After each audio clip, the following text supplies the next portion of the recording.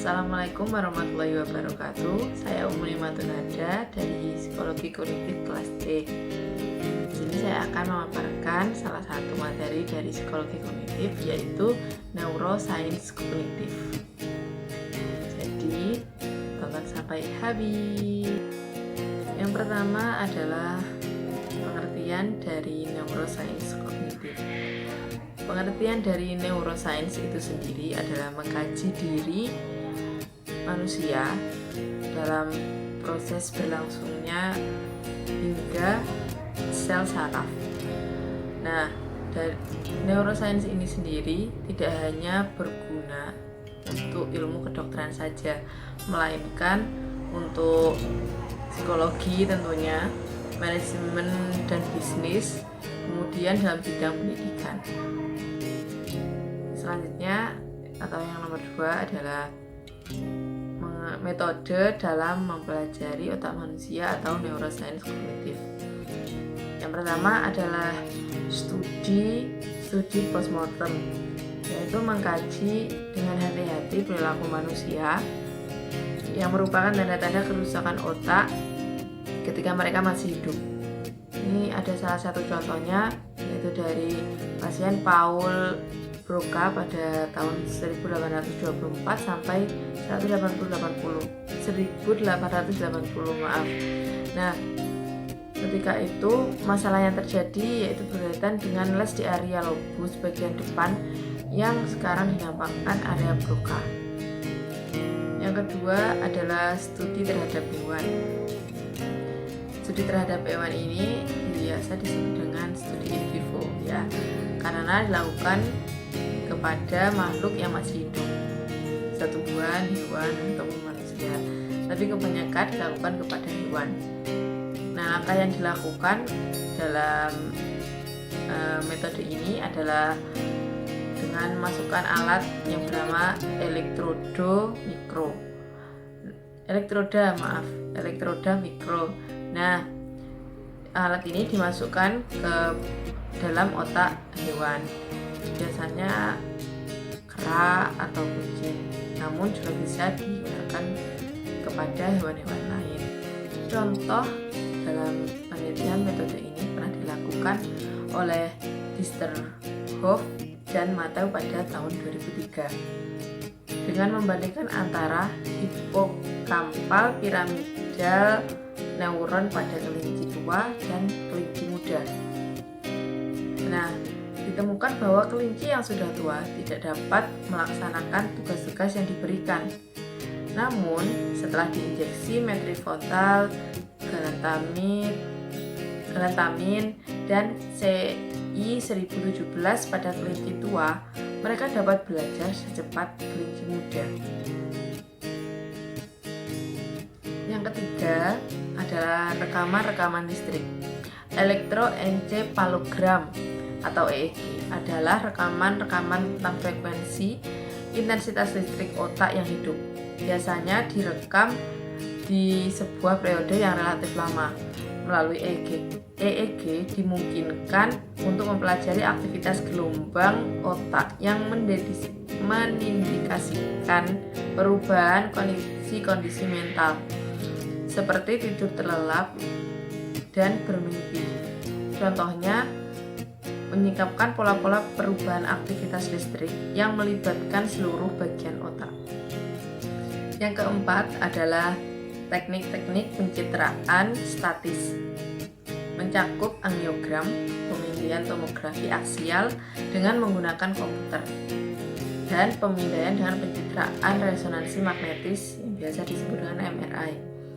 Pemindaian MRI ini memberikan gambar dengan resolusi tinggi tentang struktur otak hidup dengan mengomputasi dan menganalisis perubahan magnetis di dalam energi dari orbit-orbit partikel di dalam molekul-molekul tubuh. Namun, MRI ini relatif lebih mahal dan tidak menyediakan banyak informasi mengenai proses-proses fisiologis. Metode yang kelima atau metode yang terakhir adalah pencitraan metabolis. Di sini mengandalkan perubahan-perubahan yang berlangsung di dalam otak sebagai hasil dari peningkatan konsumsi glukosa dan oksigen di area-area aktif dan tidak aktif. Selanjutnya adalah membahas tentang struktur dan fungsi pada otak. Otak itu sendiri adalah sebuah jaringan yang sangat vital dalam tubuh manusia. Dan otak tidak hanya berfungsi untuk sebagai berpikir, namun juga untuk menunjang kehidupan manusia itu sendiri. Nah, struktural pada otak manusia semuanya sesungguhnya itu sama. Namun, apabila ada kelainan pada struktur otak akan mengakibatkan kelainan pada perilaku atau menunjukkan perilaku manusia yang abnormal, dalam artian berbeda dari manusia yang lain jika sudah rusak. Otak manusia itu sendiri dibagi menjadi beberapa bagian berdasarkan struktur dan fungsinya, yaitu yang pertama adalah cerebrum atau otak besar, adalah bagian terbesar dari otak manusia. Cerebrum merupakan bagian otak yang membedakan manusia dengan binatang.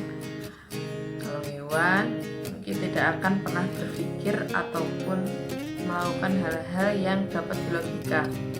Namun manusia memiliki kemampuan berpikir, berlogika, berbahasa, memiliki kesadaran, memiliki perencanaan hidup, memiliki memori dan kemampuan visual.